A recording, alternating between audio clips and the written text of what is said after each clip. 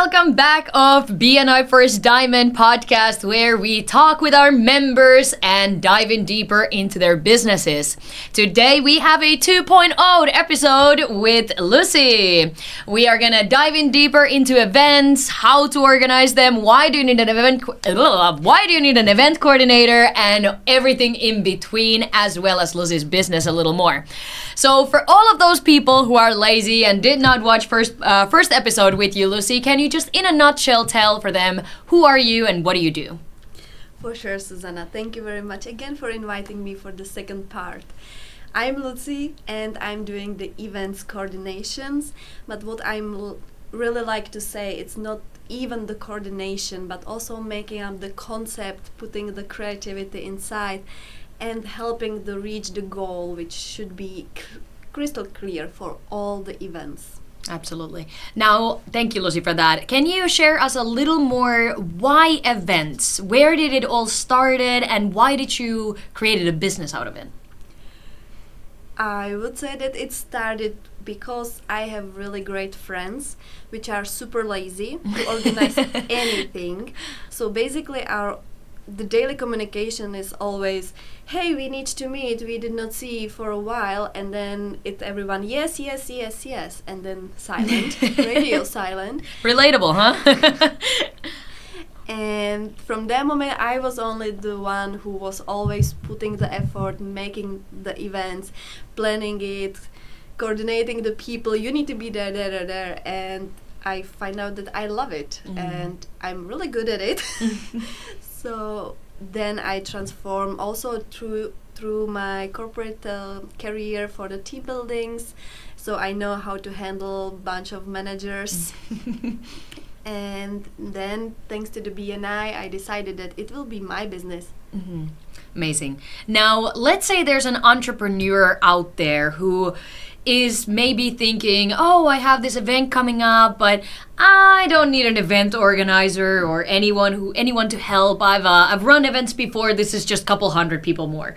Why would these people should think about hiring an event coordinator instead?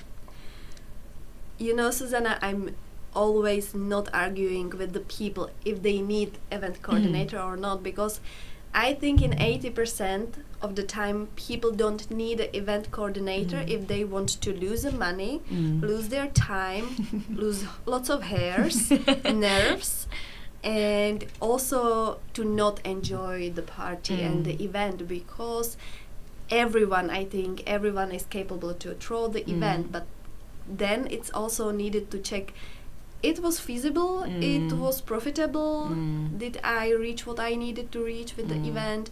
And this is always the key, because then people are thinking like, okay, but I can save the money because I will not pay for the event coordinator. But in the end, also the event coordinator has connections for a lot of companies and suppliers and bringing better deals. Absolutely. No, that's a very valid point, and I need to agree with that, as in I've had my wedding. I did not unfortunately know you back then yet, but I did hire an event coordinator just for the day of the wedding, because I thought, oh, I can do everything else before that. That's easy peasy. I have time. I can make it. And then the day of, it was amazing to have someone who I can just be like, hey, you take care of this and you do this. But oh boy, looking back at it, I should have hired someone for the preparation part as well, because I feel like I could have saved a lot of money. I could have saved a lot of hairs, that's for sure.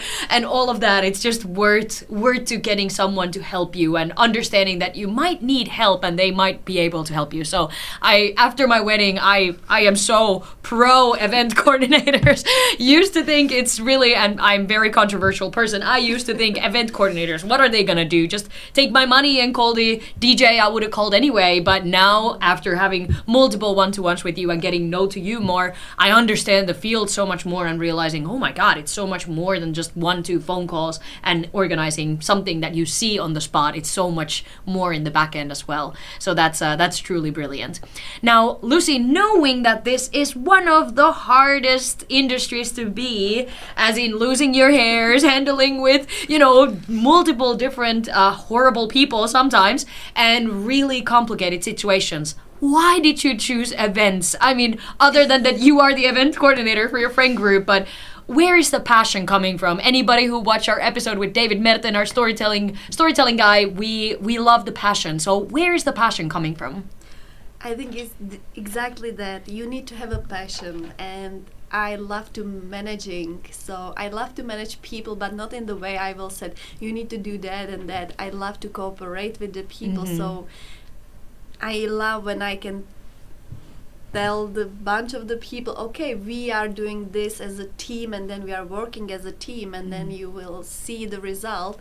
And on top, in my 12 years of the corporate career, I find out that I'm quite good in time management, and this is helping a lot.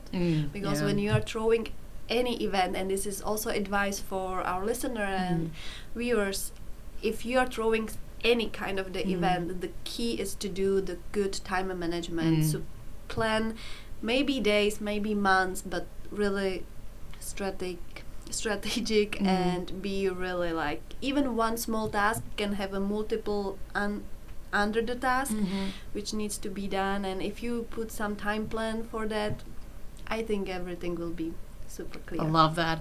That's a wonderful loophole that you had there to the section we're gonna dive in deeper, which is gonna be talking more about events and giving some practical tips to our audience as well. For those who maybe don't live in Czech Republic, cannot hire you, or are somewhere else, or are still in that mindset where I used to be of why should I hire an event coordinator? I can do this myself and learn from mistakes. So let's give them some tips from your expertise. So you already gave time management, but what would be another tip for someone who is gonna have that event coming up and is reluctant to hire an event coordinator? For sure. Susanna, I think the first thing that the person needs to do is sit and really think, what is the goal of the event? What I need to reach with this event? If it's for the team, to make a team spirit, or if it's for the acquiring the clients, you need to have a vision. Why are you doing this event? Because then, maybe I love the, how it's called, the mindset map, or when you are putting the goal in the middle of the paper, and then you are doing the arrows with the different topics.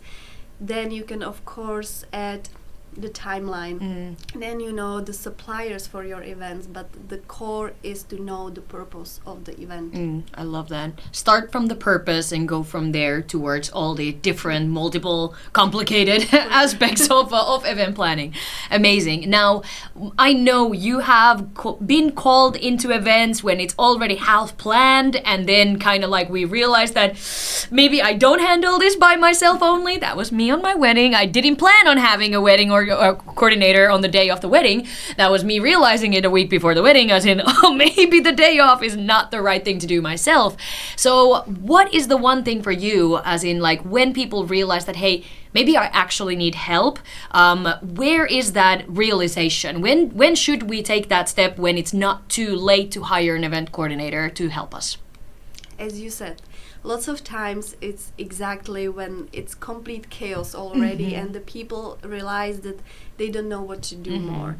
And it's happening a lot of times, but for me, this is the time when I'm really picking up the clients, if I'm taking them, because I'm much more rather to cooperate with the clients, which believe me from the beginning that, okay, I need to do this and I need you. Absolutely. But then, of course, I have some clients which I'm cooperating more often, and I believe them, but they are like, really strong personalities, which, as you said, thinking that, okay, it's fine. They are even having the correct agenda, but I think these people are lots of time also changing the agenda. So if you are one of them who like setting up your priorities, making up the list, and then 1 week later you're differentiating everything, and then you're realizing that, oh shit, I did not manage properly, and then you're calling someone to help you. It's quite often. Yeah. So it's more about putting your ego aside and realizing, what's going on and being aware of it, rather than just trying to fix it yourself on the spot, or what would you say? For sure, it's about the ego, but lots of times I think it's matter of the money for someone. Yeah. I can lots of time see from my also colleagues from the events, different companies, because we are meeting regularly. and they are also telling me like, hey, I have this client and he just doesn't want us because he's saying that we are so much expensive. But in the end, the client is paying much more because of the ego, or I can do all by myself. Yeah. And even if you don't pay from your bank account, you truly pay from your mindset, and then you're not on the best mindset of the day of the event, which is everything that you're looking forward anyway. So that is so relatable, definitely. Now, Lucy, in 2025, we live in this industry, an area where we can tell ChatGPT, this is my event, this is what's going on. I know a lot of people use that as their event planners. What's the difference between a event coordinator like yourself, who is physically there, and then an AI event support? I think ChatGPT or any different AI is really good if you want to have some structure for the first. But still the ChatGPT is limited by what you are putting there. So if you are a person who doesn't know how to coordinate properly, or you don't have so much creativity, you are putting there, okay, I am this and this, I want this and this, but in the end the ChatGPT will just create something based on what you are putting there, your information, your level of the creativity. And then of course he will put a nice structure, what you should do, who you could call, but in the end then it's completely something different than what the work of the event coordinator is. Of course, if you are using event coordinator only for the day of the event, maybe you can do it by yourself if you have a time during the event and you are not the key person on the event and you are only in the background. So yeah, for sure you can do it with the ChatGPT if it's smaller event. But if you need someone who will put there also the contacts, the creativity, and also some management of the people and the venue, then the ChatGPT is not enough. I love that. That's such a good way of putting it, because it's not like you or anyone in the industry is not like we're against the ChatGPT. It's actually a very useful tool, but it's all about understanding when is it limited to what they are needing. So I love the way how you put that. Now, Lucy, next question can be BNI related or life related or your own network related, but what has been the most interesting event you've been a part of? Let me think for a second. I think I will choose the one which is not related to the BNI or my business, but with these days using a meta and using the artificial intelligence, we are more and more seeing that the events are in the meta space. And a few years ago it was one of the concert of the American singer or rapper Travis, and I just forget the name, Travis. We will add it in here. There will be a text right here. And I just don't listen this rapper, but I was invited by my friend from the field of the events because his concert was in the meta space. And it was one of the biggest concerts of the planet because it was streamed and you need to buy the entrance to the meta space. And basically he was not there, it was not physical concert, and it was, I think, 600 million viewers on one time. You cannot reach it in the real world. And I cannot even imagine the production level behind it, but it was amazingly, but also it scares me a little bit where we can go with the events in the real time, but also it's quite exciting. Yeah, definitely. What a variety. I mean, you definitely don't need to think about how many toilets there are gonna be or how many hot dog stations there is. So that's one problem solved right there. But that's the future of events, I would say as well. It's I see it more and more consistently. Started from Zoom when we went during COVID, and ever since it just become more virtual. I've seen even in my industry, I see speakers being more online, and it's just a beautiful way of seeing that. Absolutely. Now, Lucy, let's talk a little more. What would be an advice? You already gave a lot of wisdom nuggets, but what would be an advice from your end for those people who are thinking, valid point. I do have an event coming up. I am in Czech Republic. Should I hire an event coordinator? What should be the one advice that you give to people to really understand if they need you or anyone else in the industry to help, or if it's something that they can do themselves? The person should really think, and I will repeat myself, what is the goal, and if the person wants to really enjoy the event, because a lot of times you can manage the event, but for example, I will get you the example, super simple, family throwing a big birthday party, and the mom thinks she will do it by herself, and she invite 100 people because of the family and the friends from the school, schoolmates, and then in the end she is completely drained. She is so exhausted because she needs to take care of everything, the preparation, the day, and also during the day. And in the end it's done. It was really amazing event. Everyone was having a great time, but what about the mom?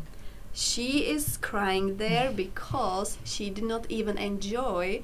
Oh yeah, maybe she saw her daughter how she is blowing the candles, but she was not there because she needed to take care about the catering. Is there anything enough? And in that moment you can think, okay, but she saved a lot of money, but it was the birthday which she wanted to enjoy and not just the save money. So maybe the person should realize, okay, do I want to be on the event physically, mentally, and be part of the event, or I want to handle the coordination of Absolutely. the event. No, that's a really good way of putting it, because so many times when you're going to an event and it's the organizer and you want to network with them, you want to talk with them, they're the ones who put this whole idea together, and then you're asking, where are they? Oh, they're somewhere in the backstage, they're handling the speakers or they're handling anything. Exactly. And you're like, wait, but I want to talk with them. So it's kind of, they're the ghost in the air of like what's going on, and that's truly compromised and solved by hiring an event coordinator. So that's a really good way of putting it. Now, Lucy, for all of those people who got the light bulb moment, realizing I do want to enjoy my events, I want to be present physically, emotionally, and every other way, how can they find you? Where can they contact you when they want to hire you? For sure on our website, so it will be probably we will link it down below, yes. And of course on the LinkedIn. Perfect. Thank you so much, Lucy, for being with us today. And as always, if you are thinking, oh, I really love these people, or I don't, but I'm curious, I want to challenge them, or whatever, if you want to meet us in person, you can always join us and visit us over here in Prague. We are both part of the chapter, Lucy and I, as well as everyone else who you can see in here in this podcast. So feel free to grab the link below and join us for BNI First Diamond chapter meeting as well. Lucy as our event coordinator in the chapter as well, and I will definitely warm you very welcomely on board. Thank you so much, Lucy, for one more time. Thank you. And see you on the next episode. Bye!